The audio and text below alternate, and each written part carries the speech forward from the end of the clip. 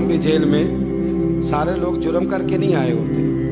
کچھ عدل کر کے بھی جیل میں آئے ہوتے ہیں، لیکن اس کا غلط ترجمہ نہ کر لینا، جیل میں برے بھی ہوتے ہیں، برے بھی جیلوں میں اپنی مرضی کی لائنیں بھی لوگ بنا لیتے ہیں نا، تو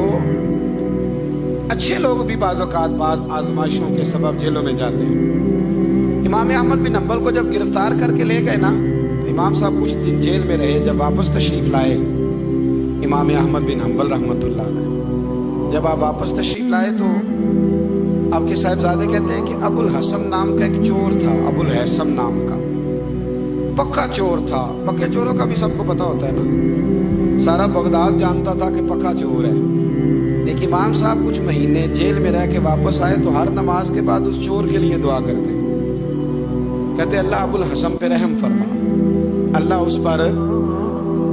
حد ہو گئی حضرت، چور سے ملاقات